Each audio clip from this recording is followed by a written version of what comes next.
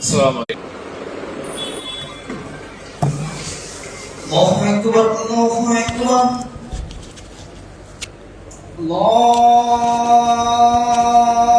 அக்பர் அல்லாஹு அக்பர் அல்லாஹு அக்பர் அஷ்ஹது அன் லா இலாஹா இல்லல்லாஹ்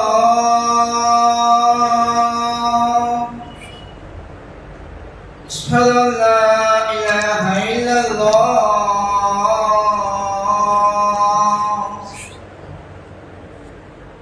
أشهد أن محمد رسول الله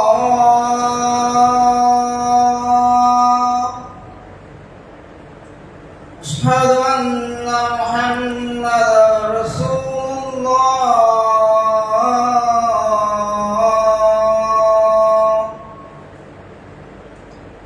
حي على الصلاة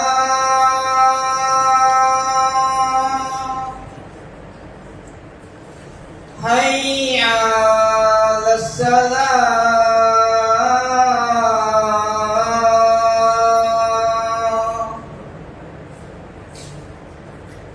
حي على الفلاح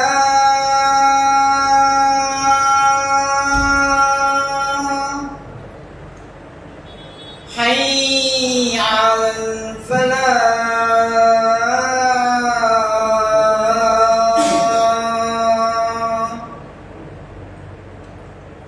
الله أكبر الله أكبر لا إله إلا الله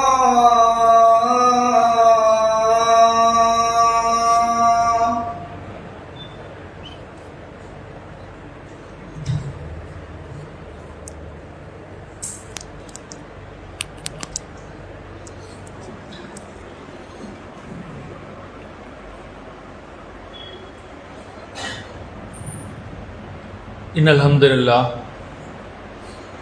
الحمد لله نحمده ونستعينه ونستغفره ونعوذ بالله من شرور أنفسنا ومن سيئات أعمالنا من يهده الله فلا مضل له ومن يضلل فلا هادي له وأشهد أن لا إله إلا الله وأشهد أن محمدا عبده ورسوله أما بعد أعوذ بالله من الشيطان الرجيم بسم الله الرحمن الرحيم يا أيها الناس اتقوا ربكم الذي خلقكم من نفس واحدة وخلق منها زوجها وبث منها رجالا كثيرا ونساء واتقوا الله الذي تسألون به والأرحام إن الله كان عليكم رقيبا يا أيها الذين آمنوا اتقوا الله حق تقاته ولا تموتن إلا وأنتم مسلمون. வார்த்தைகளில் சிறந்தது அல்லாஹ்வுடைய வேதமாகும். வழிகாட்டுதலில் சிறந்தது எம்பெருமானார் நபிகள் நாயகம் ஸல்லல்லாஹு அலைஹி வஸல்லம் அவர்களுடைய வழிகாட்டுதலாகும். காரியங்களில் மிகவும் கெட்டது மார்க்கத்தின் பெயரால் புதிதாக உருவாக்கப்படுபவை, அவை அனைத்தும் விதத்துக்கள், அவை உங்களை நரகில் கொண்டு போய் சேர்க்கும் என்று நபிகள் நாயகம் ஸல்லல்லாஹு அலைஹி வஸல்லம் அவர்கள் எச்சரித்ததை உங்களுக்கும் எனக்கும் நினைவூட்டியவனாக இந்த ஜும்மா உரையை ஆரம்பம் செய்கிறேன். அகில உலகத்தையும் படைத்து பரிபாலித்துக் கொண்டிருக்கின்ற ஏக இறைவன் அல்லாஹ் ஒருவனுக்கே எல்லா புகழும் புகழ்ச்சியும் உரித்தாவதாக. இந்த உலகிற்கு அருள்கொடையாகவும் அச்சமூட்டி எச்சரிக்கை செய்யக்கூடிய தூதராகவும் இறைவனால் தேர்வு செய்யப்பட்ட நபிகள் நாயகம் ஸல்லல்லாஹு அலைஹி வஸல்லம் அவர்கள் மீதும், அல்லாஹ்வுடைய வேதத்தையும் தூதருடைய போதனைகளை பின்பற்றி வாழ்ந்த சத்திய சஹாபாக்கள் சஹாபிய பெண்மணிகள் மீதும், குறிப்பாக அல்லாஹ் நம் மீது கடமையாக்கி இருக்கக்கூடிய இந்த ஜும்மாவுடைய வணக்கத்தை நிறைவேற்றுவதற்காக குழுமி இருக்கக்கூடிய நாம் அனைவரின் மீதும் அந்த ஏக இறைவனின் வற்றா பெருங்கருணையும் மன்னிப்பும் நின்று நல்லவட்டுமாக. கண்ணியத்திற்குரிய எல்லாம் அல்ல அல்லாஹ்வுடைய நல்லடியார்களே, இந்த உலகத்தில் வாழக்கூடிய மனிதனை இறைவன் அழகிய படைப்பாக, சிறந்த படைப்பாக படைத்திருக்கின்றார். நாம் வாழக்கூடிய இந்த உலகத்தில் பல படைப்புகள் இருக்கு, பல அதிசயங்கள் இருக்கு. அவற்றையெல்லாம் விட மனிதனை சிறந்த படைப்பாக, சிறப்புக்குரிய படைப்பாக, அழகிய படைப்பாக இறைவன் மனிதனை ஆக்கியிருக்கின்றான். அதற்குண்டான காரணத்தையும் அல்லாஹ் தனது திருமறை குர்ஆன்ல சொல்லும் போது, அவன் சிந்திக்கக்கூடியவனாகவும் பகுத்தறியக்கூடியவனாகவும் இருக்கின்றான், சிந்திக்கக்கூடிய ஆற்றல் படைத்தவனாக இருக்கின்றான் என்று அல்லாஹ் திருமறை குர்ஆன்ல சொல்றான். அதே நேரத்தில் இந்த உலகத்தில் வாழக்கூடிய நாம் பல விஷயங்களை பற்றி பல கருத்துக்கள் வரக்கூடிய நேரத்தில் அதை நம்முடைய சிந்தனை திறன் கொண்டு பகுத்தறியக்கூடிய ஆற்றலை கொண்டு முடிவு செய்கின்றோமா, இல்ல உலக வழக்கத்தில் உலகம் எப்படி இயங்குகிறதோ அதன் பால் அதனுடைய நாட்டப்படி நம்முடைய பெரும்பாலான முடிவுகளை எடுக்கிறோமா என்று பார்த்தால், நாம் சிந்திக்கக்கூடிய அந்த திறனை மறந்துவிட்டு உலகத்தின் பால், உலகம் எதை செய்கிறதோ, பெரும்பான்மையான மக்கள், அதிகமான மக்கள் எதை செய்கிறார்களோ அதை நோக்கி பயணிக்கக்கூடியவர்களாகத்தான் நாம் பெரும்பான்மையான மக்கள் இருக்கிறோம். உலகத்தில் சரி எது தவறு எது என்று சிந்தித்து முடிவெடுக்க வேண்டிய நாம், பெரும்பான்மையான மக்கள் எதை செய்கிறாங்களோ, எதை கடைபிடிக்கிறார்களோ, எதை சரி என்று சொல்கிறார்களோ அதை நாம் செஞ்சுட்டு போயிடுவோம். அதற்கு பல பழமொழிகளை கூட சொல்லுவோம். ஊரோட ஒத்து வாழணும், ஊர்ல வாழக்கூடிய மக்கள் எதையெல்லாம் பின்பற்றுகிறார்களோ, எதையெல்லாம் செய்கிறார்களோ அதை கடைபிடித்து நாமும் வாழ்ந்து விட்டால் நமக்கு எந்த பிரச்சனையும் இல்லை. நாம் மக்களோடு சேர்ந்து வாழக்கூடியவர்களாக, நல்லவர்களாக, நடுநிலைவாதிகளாக மாறிடலாம் என்று நினைக்கக்கூடிய மக்களை நாம் பார்க்கிறோம். ஆனா ஒரு இறை நம்பிக்கையாளன் அல்லாஹ்வையும் அல்லாஹ்வுடைய தூதரையும் ஏற்றுக்கொண்டே மூமினாக வாழக்கூடிய நாம் எந்த அடிப்படையில் ஒரு முடிவை எடுக்கணும், எதன்படி நம்முடைய வாழ்க்கையை அமைத்துக் கொள்ள வேண்டும் என்றால், எது சரியானதோ, எது நன்மையானதோ, எதை நாம் செய்தால் இம்மையிலும் நாளை மறுமையிலும் வெற்றி பெறுவோமோ அதை கடைபிடிக்கக்கூடியவர்களாக, அதை செயல்படுத்தக்கூடியவர்களாக நாம் இருக்கணும். இந்த உலகத்தில் பெரும்பான்மையான மக்கள் எதை செய்யறாங்களோ, அதிகமான பேர் இருக்கிறாங்க பாய். ஏதேனும் ஒரு விஷயத்தை பற்றி பேசினா மக்களுடைய பார்வை எதை நோக்கி செல்லும்னா எண்ணிக்கையை வைத்துதான். எத்தனை பேர் இருக்கிறாங்க, இந்த பக்கம் எத்தனை பேர் இருக்கிறாங்க, இந்த பக்கம் எத்தனை பேர் இருக்கிறாங்க, இல்ல யார் அதிகமான மக்கள் இருக்கிறார்களோ அவர்கள் முடிவு சரியாக இருக்கும். பெரும்பான்மையான மக்கள் எடுக்கக்கூடிய விஷயம்தான் சரி என்பது போல நம்முடைய நடைமுறை வாழ்க்கை இருக்குதா இல்லையா? ஆனா திருமறை குர்ஆன்ல பல்வேறு இடங்கள்ல அல்லாஹ் நமக்கு சொல்லக்கூடிய நேரத்தில் என்ன தெரியுமா சொல்றான்?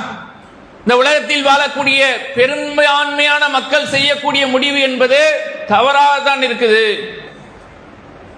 அதுல சரியான வகையில் இல்லை என்பதுதான் அல்லாஹ் திருமறை குர்ஆன்ல சொல்றான். இந்த பெரும்பான்மையை கூட நாம் எப்படி தெரியுமா பின்பற்றுவோம்? மார்க்க விஷயங்கள்ல மட்டும்தான் பெரும்பான்மையை எது பின்பற்றுறாங்க? எத்தனை பேர் மதுஹப்களை பின்பற்றுறாங்க? எத்தனை பேர் தர்காக்களை வழிபடுறாங்க? அதிகமான மக்கள் அதான செய்யறாங்க. அதை செஞ்சுட்டு போயிடுவோம். ஓரிரை கொள்கை ஏகத்துவத்தை சொல்லக்கூடிய மக்கள் சொற்பமாக தானே இருக்கிறாங்க. அது நமக்கு முக்கியமா? அதிகமா எத்தனை பேர் இருக்கிறாங்களோ அதுதான் சரியாக இருக்கும், அதை தான் நாம் பின்பற்றி போனா எந்த பிரச்சனையும் வராது என்று அதை சார்ந்து இருக்கிறாங்களா இல்லையா? அவரிடத்தில் நாம் கேட்க வேண்டிய கேள்வி என்ன தெரியுமா? இதே உலக விஷயத்தில் நீங்க பின்பற்றுவீர்களா? உலகத்துல பெரும்பான்மையான மக்கள், அதிகமான மக்கள் ஏழைகளாக தான் இருக்கிறாங்க.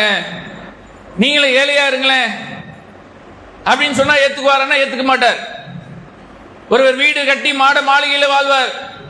பாய், அதிகமானவர்கள் தெருவில் தானே இருக்கிறான், வாடகை வீடுகள்ல தானே வசிக்கிறான். அதுல இருக்கு பாய்னா ஒத்துக்க மாட்டேன். அது எப்படி நான் கஷ்டப்பட்டு கட்டுறது? பெரும்பான்மையான மக்கள் கல்வி அறிவு இல்லாம இருக்கிறாங்க, எழுத படிக்க தெரியாதவர்களாக இருக்கிறாங்க, படித்தவர்கள் குறைவாக தான் இருக்கிறாங்க. இல்ல இல்ல நான் என் பிள்ளைய நல்லா படிக்க வைப்பேன். அதுல எல்லாம் எதை பார்க்கறது இல்ல, பெரும்பான்மையை பார்க்கறது இல்ல. எதுல பார்க்கறது? மார்க்க விஷயத்துல. மார்க்கம் என்று எதை நாம் பின்பற்றினோமோ, எது சத்தியமோ, எது நன்மையான காரியமோ அந்த விஷயத்தில் பெரும்பான்மையான மக்கள் பின்பற்றுறது, அதை நோக்கி பயணிக்கக்கூடியவர்களாக நாம் இருக்கிறோம். ஆனா அல்லாஹ் என்ன தெரியுமா சொல்றான்?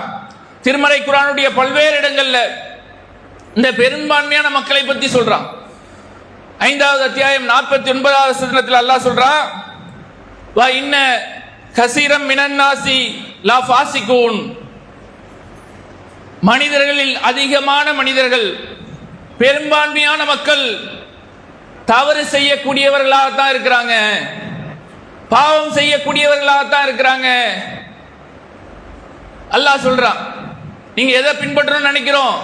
அதிகமான மக்கள் இருக்கிறாங்க, ஊரோட ஒத்து போனோம், அவர்கள் தான் சரியானவர்கள் என்று நாம் முடிவெடுக்கிறோம், அதை நோக்கி பயணிக்கிறோம். ஆனா அல்லாஹ் என்ன சொல்றான்? பெரும்பான்மையான மக்கள் தவறு செய்யக்கூடியவர்கள், பாவம் செய்யக்கூடியவர்கள், திருடக்கூடியவர்கள், பொய் சொல்லக்கூடியவர்கள், வட்டி வாங்கக்கூடியவர்கள். உங்களுடைய கடையில் ஒருத்தர் வந்து திருடுறார், அப்போ பெரும்பான்மையானவர்கள் அப்படித்தானே இருப்பாங்க, அல்லாஹ் அப்படித்தானே சொல்றான், அதனால விட்டுருவோம் அப்படின்னு விடுவோமா? அவனை பிடிச்சி போலீஸ்ல கொடுப்போமா? யோசிச்சு பாருங்க. இங்கே பெரும்பான்மையை பின்பற்றுவோம்னா பின்பற்ற மாட்டோம். அல்லாஹ் சொல்றான், பெரும்பான்மையான மக்கள் தவறு செய்யக்கூடியவர்களாக, பாவம் செய்யக்கூடியவர்களாக தான் இருக்கிறாங்க. அப்ப பெரும்பான்மையை நாம் பின்பற்றக்கூடாது. எது சரியானது, எது சத்தியம், எது அல்லாஹ்வுடைய வேதமும் தூதருடைய போதனைகள் நமக்கு சொல்லுது, அது உலக விஷயமாக இருக்கலாம், மார்க்க விஷயமாக இருக்கலாம், இந்த உலகத்தை பற்றியனதாக இருக்கலாம், அதுல எது சரி என்றுதான் நாம் முடிவெடுக்கணும். அடுத்து அல்லாஹ் சொல்றான் பாருங்க, நாம் பெரும்பான்மையை சொல்லுவோம்ல, அதுக்கு அடுத்து சொல்லக்கூடிய அல்லாஹ் சொல்லக்கூடிய வசனம் 7வது அத்தியாயம் 179வது வசனத்தில் அல்லாஹ் சொல்றான், வலகத் தரக்னா லி ஜன்னம கஸீரம் மினல் ஜின்னி வல் இன்சி. ஜின்களிலும் மனிதர்களிலும் நரகத்துக்குரியவர்களை நாம் பலரை படைத்திருக்கிறோம். மனிதரா இருக்கட்டும், ஜின்னா இருக்கட்டும், நிறைய பேர் இருக்கிறாங்களே, அவர்கள் அதிகமான பேரை நாம் எதற்காக திரும்ப படைச்சிருக்கிறோம்? நரகத்திற்காக நாம் படைச்சிருக்கிறோம். பெரும்பான்மையான நபர்கள் எதுக்காக படைக்கப்பட்டிருக்கிறாங்க?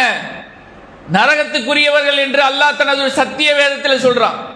நாம சொல்லக்கூடிய விஷயம் இல்ல, நாம் பேசக்கூடிய விஷயம் இல்ல, அல்லாஹ் தனது திருமறை குர்ஆனுடைய வசனங்கள்ல சொல்றான், பெரும்பான்மையான மக்களை நாம் நரகத்திற்காக தான் படைச்சிருக்கிறோம். உடனே நாம் பெரும்பான்மையை பின்பற்றக்கூடியவன், எது சத்தியம் அசத்தியம்லாம் நான் பார்க்க மாட்டேன், நான் இதை பார்க்கிறேன், மக்கள் எங்க கூட்டமா இருக்கிறாங்க, பெரும்பான்மையா எங்க இருக்கிறாங்க, அதைத்தான் நான் பார்ப்பேன், அதை நான் பின்பற்றுவேன் என்று சொன்னா எதை பின்பற்றணும்? நரகத்துக்கு போகக்கூடிய அந்த தான் பின்பற்றணும். ஏன்? அல்லாஹ் சொல்றான், பெரும்பான்மையான மக்கள் படைக்கப்பட்டிருப்பட நோக்கம் என்னன்னா, அவர்கள் நரகத்துக்குரியவர்களாக தான் இருக்கிறாங்க, விளங்காதவர்களாக தான் இருக்கிறாங்க, பாவம் செய்யக்கூடியவர்களாக தான் இருக்கிறாங்க என்று அல்லாஹ் தனது திருமறை குர்ஆன்ல சொல்லக்கூடிய செய்தியை நம்ம பார்க்கிறோம். அப்ப நம்ம என்ன பார்க்கணும்? எது சரியானது? ஒரு விஷயம் வருதா நம்ம முன்னாடி, அதை சிந்திக்க கடமைப்பட்டிருக்கும். அல்லாஹ் அதுக்கு தான் பகுத்தறிவை கொடுத்திருக்கிறான். அறிவை எதற்காக கொடுத்தான்? யோசிச்சு பாருங்க. உலக விஷயத்துல அதை பயன்படுத்துறோமா இல்லையா? இப்ப நவீனத்துல என்னென்ன கருவிகள் வருது, அதையெல்லாம் என்ன பண்றோம்? கத்துக்கிறோமா இல்லையா? அதுல நம்முடைய அறிவை சிந்திக்கக்கூடிய ஆற்றலை செலுத்துறோமா இல்லையா? மார்க்க விஷயம் வந்தா என்ன சொல்றோம்? இல்ல இல்ல, அது ஏன் வேலை இல்ல, அது ஆளுங்கள் இருப்பாங்க, பெரும்பான்மையான மக்கள் இருக்கிறாங்க, என்னுடைய முன்னோர்கள் இருக்கிறாங்க, அவங்க பார்த்துக்குவாங்க, எனக்கு அந்த அளவுக்கு அறிவு இல்ல, ஆய்வு செய்யக்கூடிய அளவிற்கு சரி எது என்று தவறு எது என்று பிரித்து பார்க்கக்கூடிய அளவிற்கு எனக்கு அறிவில்லை. அங்க என்ன சொல்றோம்? முடியாது, என்னால் முடியாது. அடுத்து அல்லாஹ் சொல்றான், திருமறை குர்ஆனுடைய 6வது அத்தியாயம் 116 வசனம் சொல்லும்போது அல்லாஹ்வுடைய தூதருக்கு அல்லாஹ் சொல்றான், நபியே முகமது, பூமியில் உள்ளவர்களில் அதிகமானோருக்கு நீங்கள் கட்டுப்பட்டால், பூமியில இருக்கக்கூடிய மக்கள்ல அதிகமாக இருக்கக்கூடியவர்களுக்கு நீங்கள் கட்டுப்பட்டால், அவர்கள் உங்களை வழிகேட்டில் அழைத்து சென்றுவாங்க. யாரை கூட்டு போயிடுவேன்னு சொல்றான் அல்லாஹ்? அல்லாஹ்வுடைய தூதரை பார்த்து அல்லாஹ் திருமறை குர்ஆன்ல சொல்றான். அதிகமான நபர்களை பின்பற்றணும், பெரும்பான்மையான மக்கள் கட்டுப்படணும் என்று நீங்கள் நினைத்தால் அவங்க எங்க கூட்டு போவாங்க? அவங்கள வழிகேட்டின்பால் உங்களை அழைத்து சென்று விடுவார்கள், அல்லாஹ்வின் பாதையிலிருந்து உங்களை வழியெடுத்து விடுவார்கள் என்று அல்லாஹ் திருமறை குர்ஆனுடைய 6வது அத்தியாயம் 116 வசனத்தை சொல்றான். யாருக்கு சொல்றான்? அல்லாஹ்வுடைய தூதருக்கே சொல்றான். எதை பின்பற்றணும்? எதை சரியானதை தான் நம்ம பின்பற்றணும். மார்க்கம் எது சொல்லுது? எந்த ஒரு விஷயமாக இருந்தாலும் அதுல நம்முடைய அறிவை கொண்டு சிந்திக்கக்கூடியவர்களாக இருக்கணும். கண்மூடித்தனமாக பின்பற்றக்கூடியவர்களாக நாம் இருக்கக்கூடாது. அதுதான் அல்லாஹ் சொல்றான். அடுத்து அல்லாஹ் சொல்றான் 10வது அத்தியாயம் 92வது வசனத்தை சொல்லும் போது, கசிரன் மினன்னாசி அன் ஆயாத்தினா லஹாஃபிலூன், மனிதர்களில் அதிகமானோர் நமது சான்றுகளை அலட்சியம் செய்யக்கூடியவர்களாக இருக்கிறாங்க. அல்லாஹ்வுடைய அத்தாட்சிகள் இருக்குல்ல, அல்லாஹ்வுடைய சான்றுகள் இருக்குல்ல, எத்தனை சான்றுகள் இருக்கு. வானத்தை பார்க்கிறோம், பூமியை பார்க்கிறோம், நம்முடைய உடலை பார்க்கிறோம், நாம் சுவாசிக்கக்கூடிய அந்த விஷயத்தை பார்க்கிறோம், கண்ணை பார்க்கிறோம், காதை பார்க்கிறோம். எவ்வளவு அருள்கொடைகளை அல்லாஹ் கொடுத்திருக்கிறான், எத்தனையோ சான்றுகளை கொடுத்திருக்கான். நீங்க சும்மா யோசிக்க வேணாம், அதை பார்த்தா அல்லாஹ்வுடைய அத்தாட்சி நமக்கு தெரியும், அல்லாஹ்வுடைய ஆற்றல் தெரியும். அதை பார்க்கிறது இல்ல, அதை சிந்திக்கிறது இல்ல. அதை விட்டுட்டு மனோ இச்சையை பின்பற்றக்கூடியவர்களாக, உலகத்தில் வாழக்கூடிய பெரும்பான்மையான மக்களை பின்பற்றக்கூடியவர்களாக இருக்கிறோமா இல்லையா? அல்லாஹ் தான் சொல்றான், பெரும்பான்மையை நீங்க பின்பற்றீங்கன்னா பெரும்பான்மையான மக்கள் எப்படி இருக்கிறாங்க? அல்லாஹ்வுடைய அத்தாட்சிகளை, சான்றுகளை அலட்சியம் செய்யக்கூடியவர்களாக அவர்கள் இருக்கிறாங்க. அதை பார்க்கறது இல்லை. அதுதானே வானம் தானே, பூமி தானே, மரம் தானே, தண்ணீர் தானே, அதெல்லாம் பெரிய விஷயமா? அதெல்லாம் ஒரு பெரிய மேட்டரா? ஒரு நாள் தண்ணி இல்லைன்னா தெரியும், ஒரு நாள் சுவாசிக்க காற்று இல்லைன்னா தெரியும். ஆஸ்பத்திரியில் படுத்திருப்பார், மூச்சு விட சிரமப்படுவார், டாக்டர் சொல்லிடுவாங்க அவருக்கு சிலிண்டர், ஆக்சிஜன் சிலிண்டர் வச்சாதான் சுவாசிக்க முடியும், செயற்கை சுவாசம் கொடுத்தாதான் அவருக்கு சுவாசிக்க முடியும் என்று சொன்னா அன்னைக்கு யோசிப்பார், அல்லாஹ் எனக்கு எவ்வளவு பெரிய அருள்கொடை கொடுத்திருந்தா. ஒவ்வொரு நாளும் சுவாசிக்கிறோமே, எளிதா சுவாசிக்கிறோமே. நீங்க போய் பாருங்க, ஐசியூல போய் பார்த்தீங்கன்னா தெரியும், வெண்டிலேட்டர்ல இருக்கக்கூடியவர்களை போய் பார்த்தா தெரியும். அல்லாஹ் நமக்கு எவ்வளவு பெரிய பாக்கியத்தை கொடுத்திருக்கிறான். இயற்கையாக சுவாசிக்கக்கூடிய ஆற்றலை கொடுத்திருக்கிறானா இல்லையா? அதற்கு பொருளாதாரத்தை கொடுக்கணும்னா பல லட்சங்களை செலவு செய்யணும். நம்மளால முடியுமா? அதெல்லாம் சிந்திக்கிறது கிடையாது, அதை பற்றி கவலைப்படுறதே இல்லை, அல்லாஹ்வை பற்றி நினைக்கிறதே கிடையாது. நம்ம என்ன நினைக்கிறோம்? நம்ம உண்டு, நம்ம வேலை உண்டு, என் கடை உண்டு, என் வீடு உண்டு, அதுக்காக 24 மணி நேரம் அதுக்காக வேலை செய்யணும் தான். உங்களுடைய பொருளாதார தேவைகளை, குடும்ப தேவைகளை நிறைவேற்றக்கூடிய பொறுப்பு உங்களுக்கு இருக்குதான், அதுல மாற்று கருத்து கிடையாது. எவ்வளவு நேரம் செய்யறது, எவ்வளவு முக்கியத்துவமாக செய்யறது யோசிக்கணுமா இல்லையா? எதுக்கு முக்கியத்துவம் கொடுக்கணும்? அல்லாஹ்வுக்கு முக்கியத்துவம் கொடுக்கணுமா, நம்முடைய தேவைகளுக்கு முக்கியத்துவம் கொடுக்கணுமா? யோசிச்சு பாருங்க. நாம் ஒவ்வொருவரும் நம்முடைய உள்ளத்தை, நம்மை நாமே சுய பரிசோதனை செஞ்சு பாருங்க. நாம் வாழக்கூடிய இந்த வாழ்க்கை இறைவனுடைய பொருத்தத்துக்காக இருக்குதா, அல்லாஹ்வுக்காக பாடுபடுறோமா, இல்ல என்னுடைய தேவை, என்னுடைய இந்த உலக வாழ்க்கை, என்னுடைய குடும்பம் என்று அதற்காக நாம் பாடுபடுறோமா என்று நாம் ஒவ்வொருவரும் நம்மை நாமே சிந்திச்சா தெரியும் நாம் எதை நோக்கி போறோம். எதை நோக்கி? இந்த உலகத்தில் பெரும்பான்மையான மக்கள் இருக்கிறாங்கல்ல, அல்லாஹ்வுடைய அத்தாட்சிகளை, சான்றுகளை அலட்சியம் செய்யறாங்கல்ல, அதே லிஸ்ட்ல தான் நம்மளும் இருக்கும். நாம வேணா சொல்லிக்கிறது இல்ல, இல்ல இல்ல அல்லாஹ் நம்புறோம், அல்லாஹ்வுடைய சான்றுகளை நம்புறோம், எல்லாத்தையும் பார்க்கிறோம், அத்தாட்சி இருக்குது அதை நம்புறேன் என்று வாயளவில் நம்ம சொல்றோம், மறுக்க மாட்டோம். ஆனா நம்முடைய செயல்கள், நாம் செய்யக்கூடிய காரியங்கள், நாம் ஈடுபடக்கூடிய வியாபாரங்கள், நம்முடைய குடும்ப வாழ்க்கை எல்லாத்திலும் எப்படி இருக்கிறோம்? அல்லாஹ்வுடைய சான்றுகளை அலட்சியம் செய்யக்கூடியவர்களாக, அதை மறுக்கக்கூடியவர்களாக, அதை நிராகரிக்கக்கூடியவர்களாக தானே இருக்கிறோம். அதை உண்மையா நம்பி இருந்தா, அல்லாஹ்வுடைய அத்தாட்சிகளை பார்த்து அவனுக்கு கட்டுப்பட்டவனாக நாம் இருந்தால் நம்முடைய வாழ்க்கை எப்படி இருக்கும்? அப்படியா இருக்கு? இல்லையே. பெரும்பான்மையான மக்கள் நம் மார்க்கத்தை பற்றி சிந்திக்கிறது இல்லை, நம்முடைய தேவைகளை பற்றி தான் சிந்திக்கிறோம்.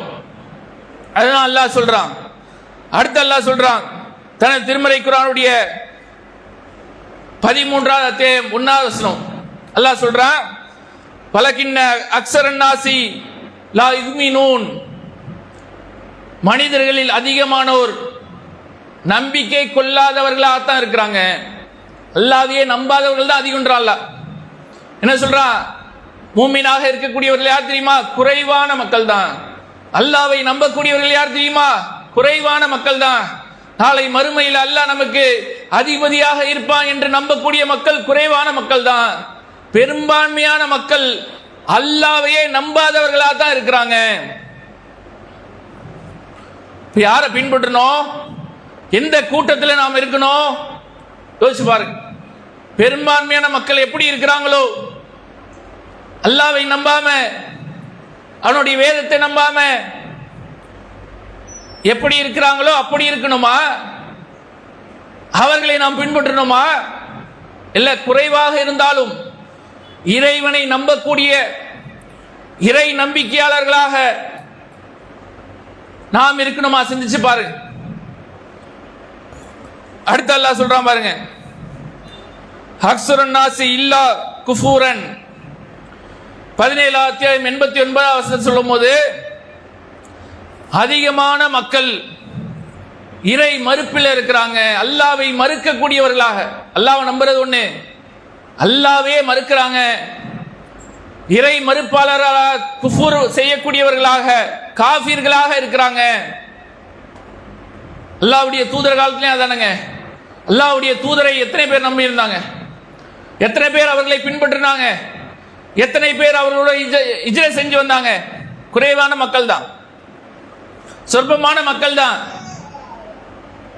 ஆனா பெரும்பான்மையானவர்கள் தான் என்ன பண்ணாங்க? அல்லாஹ்வுடைய தூதரை எதிர்த்துட்டாங்களா இல்லையா? இப்ப குறைவானவர்கள் தான் இறைவனை நம்பக்கூடியவர்களாக இருக்கிறாங்க என்று அல்லாஹ் திருமறை குர்ஆன்ல சொல்லக்கூடியதை பார்க்கிறோம். அடுத்து அல்லாஹ் சொல்றான் 30வது அத்தியாயம் 8வது வசனம் சொல்லும் போது, மனிதர்கள் அதிகமானோர் இறைவனுடைய சந்திப்பை மறுக்கக்கூடியவர்களாக இருக்கிறாங்க. நாளை மறுமையில அல்லாஹ்வை சந்திப்போம்ல, இந்த மறுமையுடைய நாள் இருக்கு. இந்த உலகம் அழிக்கப்படும், அனைவரும் ஒன்று திரட்டப்படுவோம், நம்முடைய நன்மை தீமைகள் விசாரணைக்கு எடுத்துக் கொள்ளப்படும், இறைவனை நாம் சந்திப்போம். அதையே பெரும்பான்மையான மக்கள் நம்பல, அதை ஏற்கல. அதை ஏற்றிருக்கக்கூடியவர்கள் குறைவானவர்கள் தான் என்று அல்லாஹ் சொல்றான்.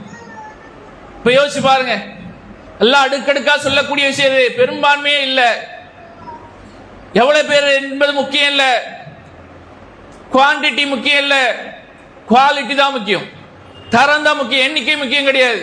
எத்தனை பேர் அல்லாஹ்வை நம்புறாங்கன்னு குறைவான மக்கள் தான். அல்லாஹ்வை நினைக்கக்கூடிய மக்கள் குறைவானவர்கள் தான்.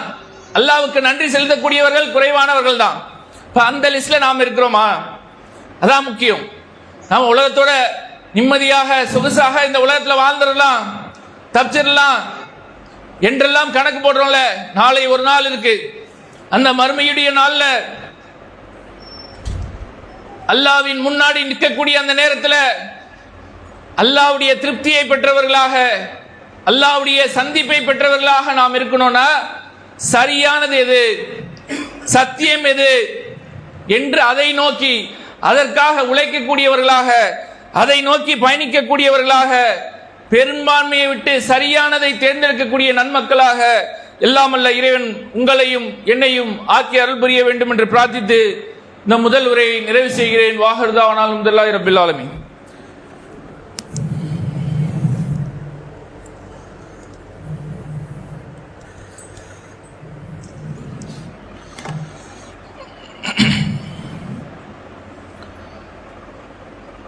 அல்ஹம்துலில்லாஹ். கண்ணியத்திற்குரிய எல்லாம் அல்ல அல்லாஹ்வுடைய நல்லடியார்களே, அல்லாஹ்வுடைய அருளால் அவனுடைய மார்க்கத்தை தெரிந்து கொண்டு அதை பின்பற்றக்கூடியவர்களாக, சிந்திக்கக்கூடிய ஆற்றல் படைத்தவர்களாக நாம் இருக்கணும். அவனை நம்பக்கூடியவர்களாகவும் இறைவனை சந்திக்கக்கூடிய வாய்ப்பை பெற்றவர்களாக நாம் இருக்கணும் என்பதை நாம் பார்த்தோம். அல்லாஹ் அடுத்து ஒரு சாராரை பற்றி சொல்றான். இந்த பெரும்பான்மையார் லிஸ்ட்ல அல்லாஹ் சொல்லக்கூடிய இன்னொரு விஷயம் என்னன்னா, வலாக்கின்ன அக்ஸரன் நாசி லா யஹ்லமூன், மனிதர்களில் அதிகமானோர் அறிவியினர்களாக இருக்கிறாங்க. அதை நம்மளுடைய பேச்சு வழக்கில் சொல்லணும்னா, பெரும்பான்மையான மக்கள், அதிகமான மக்கள் முட்டாளா இருக்கிறான், அறிவில்லாதவனாக இருக்கிறான் என்றுதான் அல்லாஹ் சொல்றான். இதை நம்ம ரொம்ப ஆய்வு செய்ய தேவையில்லை. நம்முடைய சமுதாயத்தை பற்றி நாம் சிந்திச்சு பார்த்தாலே தெரியும். எந்த அளவுக்கு நாம் இருக்கிறோம், நாம் வாழக்கூடிய காலகட்டம் என்பது எப்படி இருக்கு, இதையெல்லாம் சிந்திக்கிறதே கிடையாது. அது உலக விஷயமாக இருக்கட்டும், மார்க்க விஷயமாக இருக்கட்டும், அதையெல்லாம் சிந்திக்கக்கூடியவர்களாக, சத்தியத்தை அறிந்து கொள்ள வேண்டும், அதை நடைமுறைப்படுத்தணும் என்பதற்காக உழைக்கக்கூடியவர்களாக நாம் இல்லை. மாறாக எப்படி இருக்கிறோம், 10ஓட 11 இருக்கும். எல்லாரும் எதை செய்யறாங்க, எல்லாம் எதை நோக்கி போறாங்க, அதை நோக்கி நாம் போயிடுவோம், ஊரோட ஒத்து வாழ்ந்துருவோம் என்று அதை நோக்கி பயணிக்கக்கூடியவர்களாக தான் இருக்கும். சிந்திச்சு பாருங்க, நாம் வாழக்கூடிய காலகட்டம் எப்படி இருக்கு, நமக்கு எதிராக எவ்வளவு சதிகளை பின்றாங்க. சிஏஏ, என்ஆர்சி, என்பிஆர், வக்ஃப் திருத்த சட்டம், முத்தலாக் தடை சட்டம், இப்படி பல அடிக்கிட்டே போடலாம். இப்ப என்ன வந்திருக்கிறாங்க, எஸ்ஐஆர் என்று சொல்லக்கூடிய சிறப்பு வாக்காளர் திருத்தம், இதை நடைமுறைப்படுத்துறாங்க. இதுக்கு முன்னாடி பல ஆண்டுகளுக்கு முன்பாக நடந்திருக்கு. 2002 2005 இதே போல எஸ்ஐஆர் எடுத்திருக்கிறாங்க. அப்போ பிரச்சனை இல்லை. இப்ப என்ன பிரச்சனைனா, என்ஆர்சியை கொண்டு வருவதற்குண்டான ஒரு வழிமுறையாக இதை உள்ள திணிக்கிறான். நம்முடைய தமிழ்நாட்டுடைய தலைமை தேர்தல் அதிகாரி என்ன தெரியுமா சொல்றாங்க, இந்த எஸ்ஐஆருக்காக உங்களுடைய வீடுகளுக்கு வரக்கூடிய அதிகாரிகள் ஒரு ஃபார்ம் கொடுப்பாங்க. அந்த ஃபார்மை நீங்க ஃபில்அப் பண்ணி கொடுக்கலனா உங்களுக்கு ஓட்டர் லிஸ்ட்ல பேர் வராது. இதை விட தெளிவா டிக்ளேர் பண்ண முடியாது. இதுக்கு முன்னாடி எல்லாம் எடுத்திருப்பாங்க. அப்ப என்ன தெரியுமா சொல்லுவாங்க, வேற டாக்குமெண்ட் கொடுங்க, இது இல்லைன்னா இது கொடுங்க, எப்படியாவது உங்க பேரை உள்ள திணிக்கிறதுக்கு உண்டான வேலையை தான் செய்வாங்க. இப்ப என்ன சொல்றாங்க, இந்த ஃபார்மை நீங்க கொடுக்கலனா உங்களுக்கு லிஸ்ட்ல வராது.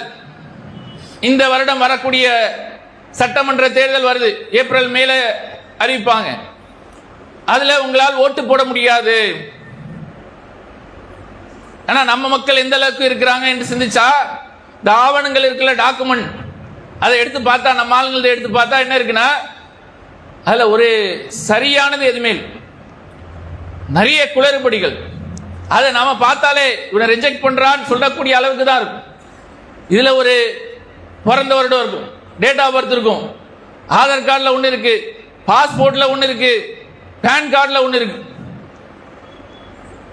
அது என்ன வருஷம், இது என்ன வருஷம், அது அப்ப போட்டாங்க பாய், சரி பண்ணுமா இல்லையா, ஏதோ அப்போ தெரியாம செஞ்சிட்டாங்க. 1980களில் பிறந்தவங்க, அதுக்கு முன்னாடி பிறந்தவங்களுக்கு அது இல்லைன்னா பரவாயில்ல, அது அவங்க தெரியாம பண்ணியிருப்பாங்க. இப்ப பிறக்கக்கூடிய பிள்ளைகளுக்கு கூட பர்த் சர்டிபிகேட் சரியா எடுக்கணும், அதுல பிறந்த தேதியை சரியா போடணும் என்ற அந்த அடிப்படை அறிவுன்னு சொல்லுவாங்கல்ல, அது கூட நம்ம மக்கள்கிட்ட இல்லை.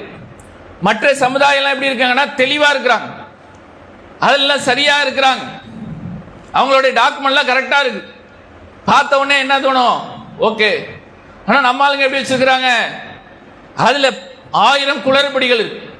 இதுல ஒரு பேர் இருக்கு, இது எங்க வீட்டில் கூப்பிடுவாங்க அந்த பேரு, இதுல பர்த் சர்டிபிகேட்ல அந்த பேரு, ஆதார் கார்டில் இப்ப இருக்கிற பேரு, இப்படி பல வகைகள்ல அதை சரி செய்யணுன்ற கூட ஒரு சிந்தனை இல்லாம இலகுவான முறையில் எப்படி நம்ம பேரெல்லாம் நீக்கலாமோ அதுக்குண்டான வேலைகள் நாமளே ரெடியா இருக்கும். அதெல்லாம் சரி செய்யாம இருக்கிறோம். இது ஒரு பக்கம். இன்னொரு பக்கம் என்ன, நாமளே அழித்துக் கொள்ளக்கூடிய வேலைகள் நாம் செய்யறோம். சமீபத்தில் 2 நாட்களுக்கு முன்பாக ராயப்பேட்டை பீட்டர்ஸ் ரோட்ல நடக்கக்கூடிய ஒரு சம்பவம். ஒரு வாகன விபத்து. பைக்கில் போறாங்க பசங்க. 19 வயது சுஹைல் என்று சொல்லக்கூடிய ஒரு கல்லூரி படிக்கக்கூடிய மாணவன். அவனும் அவனோட ஃப்ரெண்டு சுஹைல் என்று சொல்லக்கூடிய அவர் செல்போன் கல்ல வேலை செய்யறார். 2 பேர் என்னது ரேஸ். இங்க ராயப்பேட்டை பீட்டர் சாலை இருக்கக்கூடிய அந்த ஃபிளைஓவர்ல ரேஸ் விட்டு அவங்களுக்காவது கொழுப்புன்னு சொல்லலாம். 2 பேரும் ரேஸ் பேலன்ஸ் இல்லாம என்ன ஆயிட்டு விழுந்துட்டாங்க. அதுல ஒருத்தர் சுஹைல் என்பவர் ஸ்பாட்ல அவுட், இன்னொருத்தர் ஹாஸ்பிட்டல் இருக்கிறார். இவங்க 2 பேர் அந்த ரேஸ்ல ஈடுபட்டவர்கள். அவங்களோட ப்ரொஃபைல்லாம் எடுத்து பார்க்குறாங்க. இன்ஸ்டாகிராம் ப்ரொஃபைல்லாம் எடுத்து பார்த்தா இந்த மாதிரி ரேஸ் விடுறது, அதை அப்லோட் பண்றது, அதுல ஒரு மாசா இருக்கணும் அப்படின்னு நினைக்கிறாங்கல்ல, அந்த நிலை. ஆனா எதிர்க்க ஒருத்தர் வந்திருக்கிறார். 49 வயதுள்ள குமரன் கூடிய ஒருத்தர் வந்திருக்கார். 2 பெண் குழந்தைகள் இருக்கு. அவர் மேல இடிச்சு அவரும் ஸ்பாட்ல அவுட். 2 பேர் இறந்துட்டாங்க. ஒருத்தர் ஹாஸ்பிட்டல் இருக்கிறார் சீரியஸா. இதுக்கு என்ன காரணம் எடுத்து பார்த்தா விலை உயர்ந்த பைக் வாங்கி கொடுத்துருக்காங்க. பெற்றோர்களுடைய கவனம் இல்லாம என் பிள்ளைதானே, நான் தான் இதெல்லாம் அனுபவிக்கல, நான் தான் இதெல்லாம் கஷ்டப்படல, என் பிள்ளை கொடுத்துருவோம்.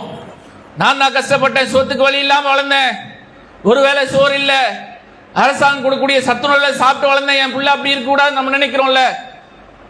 அதோடைய விளைவு, அதுல ஏற்பட்டக்கூடிய முடிவு, பல லட்சங்கள் கொடுத்து வாகனங்களை வாங்கி கொடுக்கிறது. என்ன பண்றான், ஏது பண்றான், யார் கூட சுத்துறான் என்ற எந்த ஒரு கண்காணிப்பும் இல்லை. போச்சா இல்லையா? திருப்பி கொண்டு வர முடியுமா? இப்படி போயிட்டு இருக்கு.